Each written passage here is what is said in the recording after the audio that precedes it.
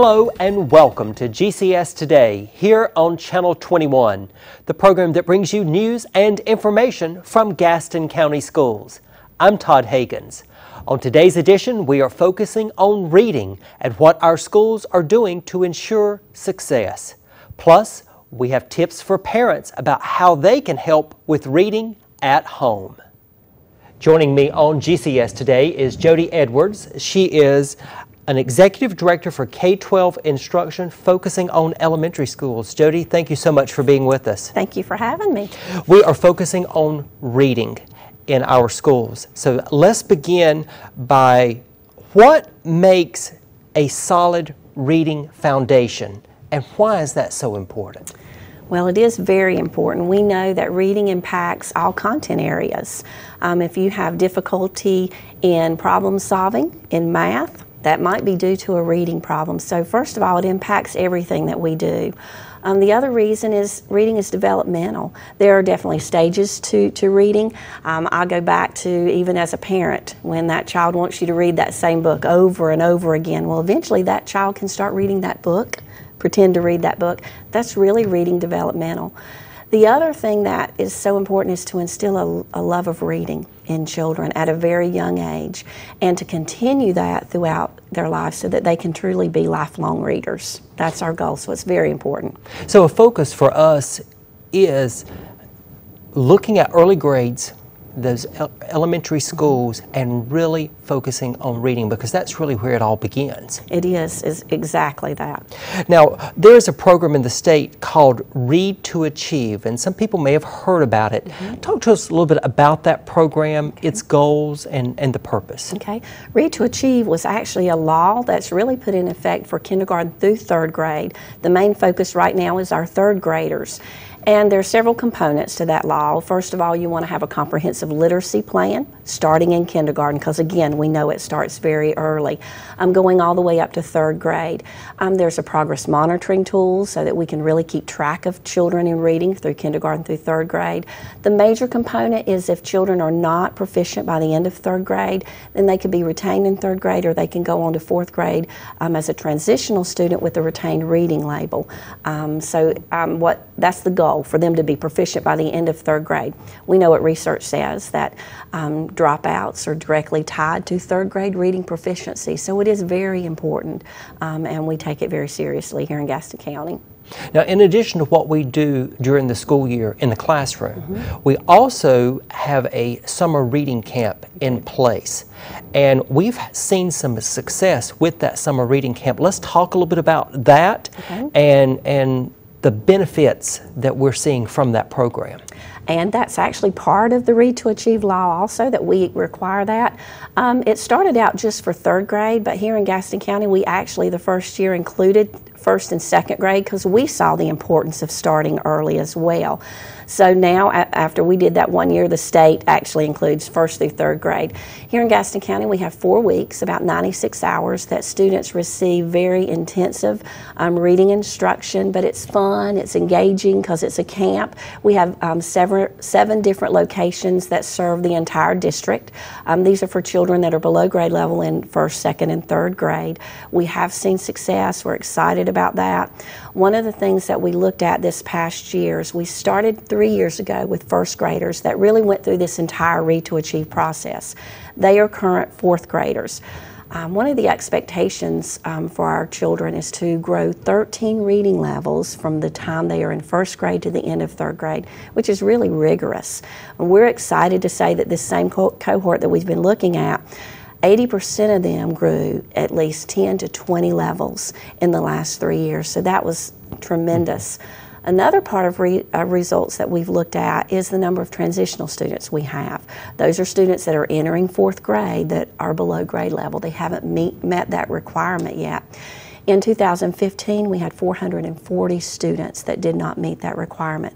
Last year, 2017, we only had 299. So we are moving in the right direction with our Read to Achieve in our summer camp. And so that's a number you want to see go down. Yes. And it's moving in the right direction. It is. Now, with that summer camp program, it is intense, it's focused. is focusing on small groups, on one-on-one activities, but at the same time, it is a fun, enjoyable environment because it is held during the summertime, and that's what we're trying to achieve. It is. It's very fun. We actually integrate science and science experiments during the time, which children love. The public library comes and does interactive read-alouds during the week, so it is fun and engaging. Now, with the summer camps, we've seen success, but we're also seeing success in our classrooms. What is going on in our classrooms to focus on reading and to promote reading? We're excited about what we're doing, especially in elementary, and this is actually moving into some of our middle schools. Very proud of our teachers that have embraced the Reader's Workshop model is what we use. And Reader's Workshop is really just a structure that helps us implement balanced literacy, which components of whole group and small group instruction.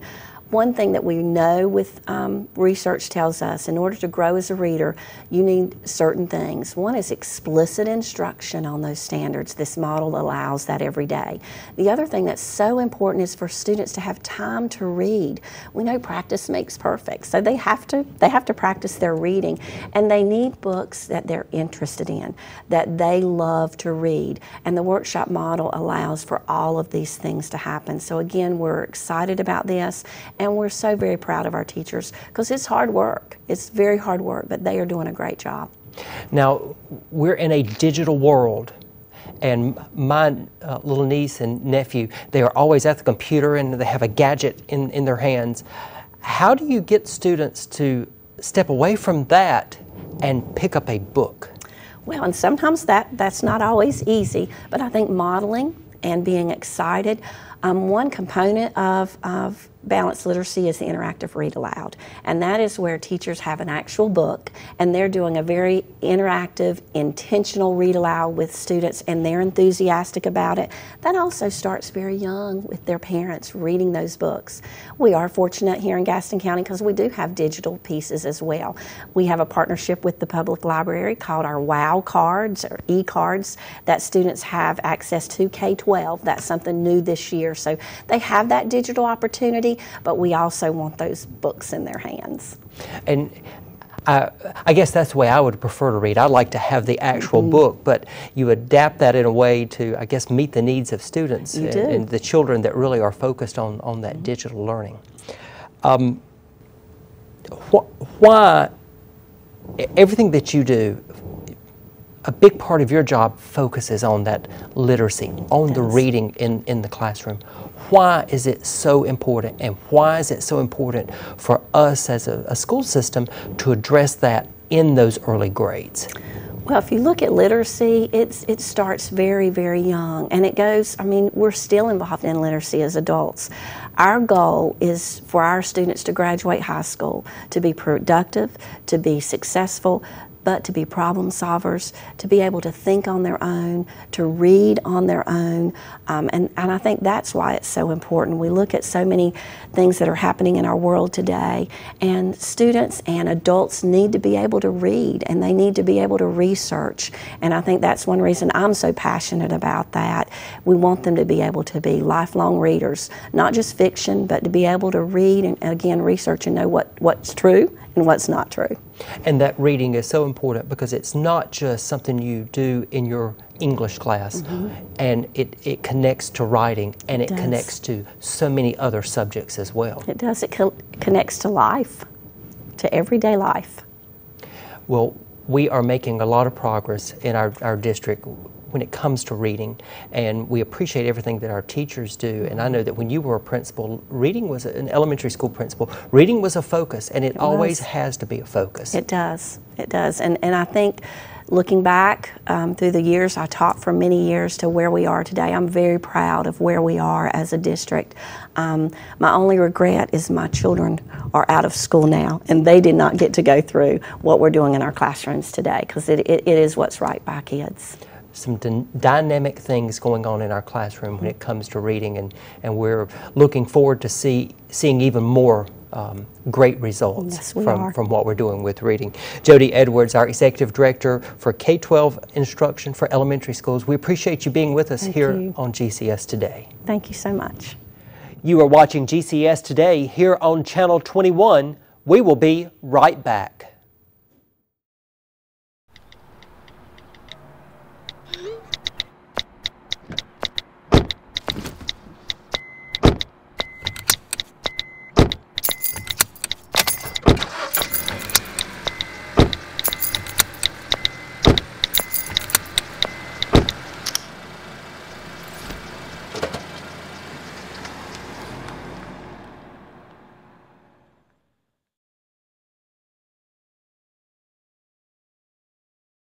Can I tell you a cat joke?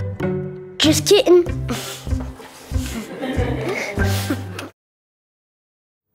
We are continuing our conversation about reading, and joining me on GCS today is Shannon Hullett, Curriculum Facilitator for our elementary schools. Welcome, Shannon. Thank you. We're going to talk about parents. Parents play a very important role in reading. And talk about that role. What role do parents play in a child's reading success? Well, we know from research that parent involvement is the #1 factor in early literacy success and future academic achievement. So they truly are the key to their children's success in literacy. So they're very, very important. And the students come to us, some come to us as pre-kindergartners when they're 4 years old, and they come to us, of course, in kindergarten at 5 years old. But reading has to start much earlier than that. Absolutely. I say read to them in the womb, read to them before they're even born, talk to them, sing to them, those lullabies. All of that is developing the language that they're going to need to be able to read and write successfully throughout their life. So yes, they can't wait till they come until we get them in kindergarten. It's definitely a partnership, and it starts, as soon as they know that they were blessed. Do you have some tips for parents? Because we may have some parents that say, I want to help, I want to do what I'm supposed to be doing, but I'm not really sure. What tips would you share with parents? Pretend. If you're not a reader yourself, be the best actor or actress that you can be. Go get books. Go to the library. A library card's free. The librarian can put some just right books in your hand. Snuggle. Make it a daily routine. Save that time every day where you can just sit down beside your child and read. Make it interactive. Learn alongside the character. Research trucks because your kids love trucks. Find what interests them, and then make it a part of what you do.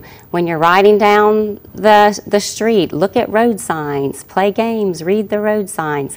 At the breakfast table, read the back of the cereal box. Just immerse them in reading and writing, but don't make it hard, make it fun. Just make it fun and something that they enjoy doing. Well, I think you make a good point there. Reading should be enjoyable, and sometimes when we think about reading, we think, oh my goodness, I don't really enjoy that, or I don't want to do that. How do we help children find that love for reading? We got to know what excites them. We've got to know what they're interested in. So through conversation, we talk to them and we find that spark. And then once we know that spark, we find the books that are going to encourage that spark to grow. When somebody says they don't like to read, they haven't found the right book. They haven't found that magical moment when a character changed who they are. So we haven't done our job. So when a child says, oh, I don't like to read, it almost should become a challenge for us. And we need to start talking to them and learning who they are as a person, because then we're going to connect books to them that's going to grow them and their interests. So it's important for parents that when their child is interested in a certain topic, trucks or robots or dinosaurs, whatever Absolutely. It may be, to find those books and make sure those books are in the home. So Yes. that helps with sparking that interest. Absolutely. Now, you were a teacher. Yes. What strategies did you put in place in your classroom that worked? Again, I was that literacy advocate. I got excited about books. We shared the love of books. We had book commercials. We got the kids to share what they liked to get other kids interested in the books that they had. The classroom library became the center of our classroom. The walls of the classroom sparked interest that kids would read and want to write about. I knew who my students were. I got to know those students. I talked to their parents. I begged for books from their parents so that I had enough books in my classroom library to support them throughout the year. That's a lot of books. You think about some of our classrooms have 30 kids in them, and we have kids that are reading chapter books, and they need to get through a chapter book in about a week and a half. So you think about how many books we need in our classroom libraries to keep them excited and motivated as readers. So that was a challenge, but that's something I took on because I knew how important it was, because the instruction comes when the kids are engaged as a reader. You see right away where they are as a reader, and you're able to push them along that continuum because they want to go. They want to dig deeper about the characters. They want to learn more about that robot. So it made my job so much easier. So it was that engagement factor and having enough of books available for them to want to read, to move them as a reader and as a writer, because that naturally, those two things fit together. I'm reading about it, now I want to write about it. So that was probably knowing who my readers were was the key to my success. And I think probably something too, as a teacher, you have that classroom library. And then you have the library at the school. And so you have children in that environment of going to the library. But also the public library is an excellent resource for parents as well. Absolutely. We're excited because we have built a great partnership with the Gaston County Public Library.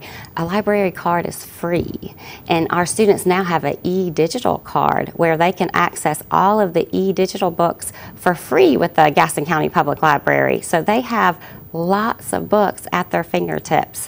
So yes, that's a definite partnership that we want to encourage. The Gaston County Public Library partnerships with our summer reading camp. They come out, they read, they tell stories, but they introduce them to what our library system is.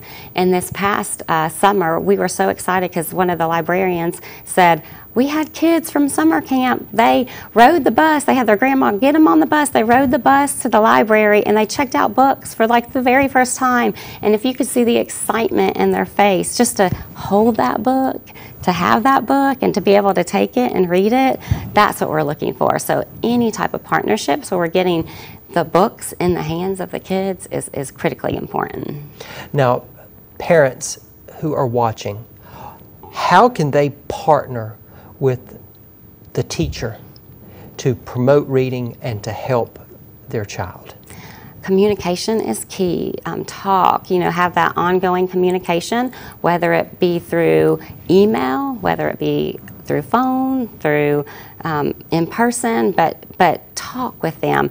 Know what they're learning about their child as a reader. Our teachers are helping students set personal goals as readers. Know what those goals are. They'll see their kids come home and they have pages paper clipped, and that paper clip means this is the amount of reading I need to do tonight to meet my goal. So help the student get to the last page of that paper clip. So know their goals as a reader, help encourage them to continue to achieve those goals. Read with them, have conversations with them every night. Make it a daily routine, make it a part of, it's just what we do. And then help the teachers when they can with books. We cannot have enough books in our classrooms. So if I know my child loves to read about robots and the teacher has a limited collection, maybe that's something that I can help provide within the classroom as well. So all of those things are going to go a long way in making sure that our children are successful as readers and as writers. So when it comes to reading, it's not just the teacher's responsibility. It's not just on parents. It's not just on the school. It really is a community effort to support reading. Absolutely. It takes all of us, and it takes all of us being excited about reading. It takes all of us encouraging reading. So yes, it takes every hand on deck to grow every child in Gaston County. Shannon Hollett, a curriculum facilitator for our elementary schools here in Gaston County. We appreciate you being with us today on GCS Today. Thank you. Thank you for watching GCS Today. Stay tuned to Channel 21 for the latest school news and information. We look forward to seeing you next time.